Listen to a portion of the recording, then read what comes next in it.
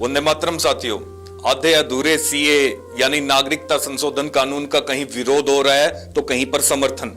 हर इंसान इस बिल को अपने अपने ज्ञान और स्वार्थ के हिसाब से गलत और सही ठहराने पर तुला हुआ है। चर्चा करेंगे इस बिल पर, लेकिन उससे पहले कुछ ऐसे तथ्यों पर चर्चा करेंगे जिन पर चर्चा करना जरूरी है। मैं कुछ शहीदों के नाम आपको याद दिला दूं जिनके कातिलों को यह सरकार नागरिकता देने जा रही है। जी हां, ये वो शहीद हैं जिन्होंने देश के लिए जान दी है और हमारी सरकार उनके कातिलों को नागरिकता देने जा रही है। मंगल पांडे फांसी, ताता टोपे फांसी, रानी लक्ष्मीबाई को अंग्रेज सेना ने घेर कर मारा, भगत सिंह फांसी, सुखदेव फांसी, राजगुरु को फांसी, चंद्रशेखर आजाद का एनकाउंटर अंग्रेज पुलिस द्वारा किया गया, सुभाष चंद्र बोस को गायब करा दिया गया, भगवती शरण वोहरा बम विस्फोट में मृत्यु, राम प्रसाद बिस्मिल फांसी, अशफाकुल्ला खान फांसी, रोशन सिंह को फांसी, लाला लाजपत राय की लाठीचार्ज में मृत्यु, वीर सावरकर को कालापानी की सजा, चापेकर बंधुओं को फांसी। ये तो कुछ ही नाम हैं जिनको स्वतंत्रता संग्राम के दौरान खत्म कर दिया गया। कई लाख वीर ऐसे हैं, हम और आप, जिनका नाम तक नहीं जानते। क्या इन सब की शहादत के पीछे मुसलमान जिम्मेदार है? नहीं, बिल्कुल नहीं। अगर ये वीर हम सब के बीच नहीं है तो इसकी जिम्मेदारी सिर्फ और सिर्फ अंग्रेजों की बनती है, उन गोरों की बनती है जो ईसाई धर्म के उपासक थे और विश्व को लूटकर अपना एकाधिकार साबित करना चाहते थे। मेरा सवाल भारत सरकार और आप लोगों से सिर्फ इतना है कि उन हत्यारों को, उन फिरंगियों को भारत में नागरिकता कैसे मिल सकती है जो हमारी आर्थिक और सांस्कृतिक विरासत की बर्बादी के जिम्मेदार हैं। नए कानून के हिसाब से अफगानिस्तान, पाकिस्तान और बांग्लादेश के सभी गैर कानूनी प्रवासी हिंदू, सिख, बौद्ध, जैन, पारसी और ईसाई भारतीय नागरिकता के योग्य हो गए हैं। यह भी समझ में आता है कि मुसलमानों को इस कैटेगरी में क्यों नहीं रखा गया है। हम इसके पक्ष में भी हैं, लेकिन यह समझ में नहीं आ रहा है कि इन ईसाइयों को क्यों शरणार्थी बनाया जा रहा है। मुसलमानों ने हिंदुस्तान का धार्मिक शोषण किया है तो इन अंग्रेजों ने हमें कौन सा बख्श दिया था? इतिहास गवाह है, मेरे देश के एक एक नगीनों को इन सत्ता और धन साम्राज्यवाद के पुजारियों ने फांसी के तख्ते पर लटका दिया था। सोने की चिड़िया कहे जाने वाले मेरे भारत महान को इन्होंने जी भरकर लूटा है। हिंदू मुस्लिम के बीच एक ऐसी खाई खोद गए ये लोग जिसको पाटने में आने वाली कई नस्लों को संघर्ष करना पड़ेगा। लगभग 2000 साल पहले जन्मे इस ईसाई धर्म ने पूरे विश्व को साम्राज्यवाद की आग में झोंक दिया और हम उन्हें शरणार्थी बना रहे हैं। बौद्ध, जैन, सिख ये वो धर्म है जो हिंदुस्तान से निकलकर विश्व में फैले और हमेशा भाईचारे और आपसी सद्भाव का संदेश दिया। लेकिन ईसाई धर्म ने क्या दिया है मानवता को, इस सभ्यता को, सिवाय विनाश के? मैं मुसलमानों में सैकड़ों नाम ऐसे गिना सकता हूं जिन्होंने भारत के लिए बलिदान दिया है और आज भी सेना में शहीद हो रहे हैं। लेकिन क्या कोई मुझे बताएगा कि इन ईसाइयों ने हमें क्या दिया है? इन लोगों की गंदी संस्कृति ने मेरे देश की आने वाली पीढ़ियों के दिमाग में आधुनिकता का ऐसा जहर भर दिया है जो संस्कृति के लिए विनाशक है। ना आध्यात्मिकता, ना मान, ना सम्मान, सिर्फ और सिर्फ भौतिकतावाद। स्वदेशी के सबसे बड़े दुश्मन हैं ये लोग।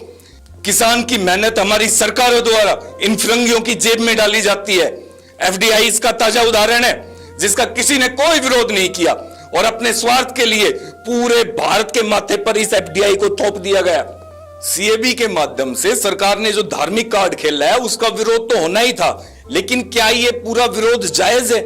जो मुसलमान हिंदुस्तान के नागरिक हैं और जो सालों से यहां रहते आ रहे हैं वो इस बिल का विरोध करके राष्ट्रीय संपत्ति का नुकसान पहुंचाकर क्या साबित करना चाहते हैं? ये नागरिकता देने का बिल है, ना कि लेने का। फिर विरोध का ये देशद्रोही स्वरूप क्यों? क्या विरोध सिर्फ इसलिए हो रहा है कि सिर्फ विरोध करना है या फिर असुरक्षा की भावना है? तो आप लोगों को बता देना चाहता हूं कि हिंदुस्तान से ज्यादा सुरक्षित देश मुसलमानों के लिए कोई और हो भी नहीं सकता। जब यहां के लोगों ने आपको अपना लिया है तो फिर इस तरह का विरोध क्यों? इस तरह का देशद्रोह आपके लिए घातक है और कहीं ना कहीं ये देश के शक्ति बोध और सौंदर्य बोध के लिए भी जायज नहीं है। जो सच्चे हिंदुस्तानी मुसलमान हैं, जिनका दिल हिंदुस्तान के लिए धड़कता है, उनको किसी से डरने की जरूरत नहीं है।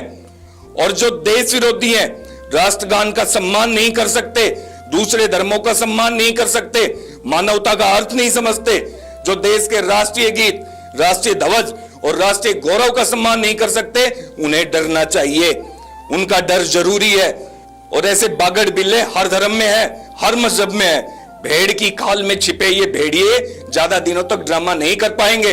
बहुत हो चुका ये चूहा बिल्ली का खेल। राष्ट्र धर्म सबसे बड़ा धर्म होता है, उसको हर हिंदुस्तानी को समझना होगा, धर्म के ठेकेदारों को समझना होगा, हर राजनीतिक पार्टी को समझना होगा। सही और गलत के विरोध का अंतर समझो। सैनिकों पर पत्थर फेंकते हो, उसको अहिंसक आंदोलन कहते हो। लव जिहाद पर कार्रवाई करे तो उसको गुंडागर्दी कहते हो। पत्थरबाजों को तुम भटके हुए नौजवान कहते हो। भारत तेरे टुकड़े होंगे के नारे लगाते हो और फिर उसको अभिव्यक्ति की आजादी कहते हो। गौ मांस खाते हो और उसे तुम भोजन का अधिकार कहते हो। ईद पर बकरा काटना है तो धार्मिक स्वतंत्रता, और 3 तलाक हलाला इसको तुम धार्मिक अंदरूनी मामला कहते हो। दिवाली में पटाखे चला दे तो पर्यावरण का प्रदूषण, और न्यू ईयर पर पटाखे चलाएं तो जश्न का माहौल है। मटकी फोड़ में बच्चे शामिल हो जाएं तो उसको असंवैधानिक कहते हो, और मासूम बच्चों को खतना करते हो तो यह धार्मिक अंदरूनी मामला है। प्लेटफॉर्म पर नमाज पढ़ना तुम्हारा धार्मिक अधिकार हो गया, लेकिन अगर सड़क पर पंडाल लग जाए तो सड़क जाम का केस हो जाता है। मस्जिद में लाउड स्पीकर धार्मिक स्वतंत्रता है, लेकिन मंदिर में लाउड स्पीकर को तुम ध्वनि प्रदूषण कहते हो। करवा चौथ ढकोसला हो गया और वैलेंटाइन डे तो प्यार का पर्व हो गया।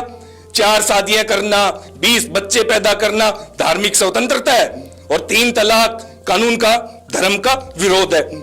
गणेश विसर्जन और होली के जल से प्रदूषण होता है तो ताजिया विसर्जन तुम्हारा संवैधानिक अधिकार है। आजम, ओवैसी, फारूक अब्दुल्ला ये राष्ट्र पुरुष हैं, लेकिन मोदी, योगी और स्वामी हिंदू आतंकवादी हैं। अफजल, कसाब, बुरहान ये तुम्हारे लिए शहीद हैं, लेकिन भगत सिंह, सुखदेव, राजगुरु ये आतंकवादी हैं।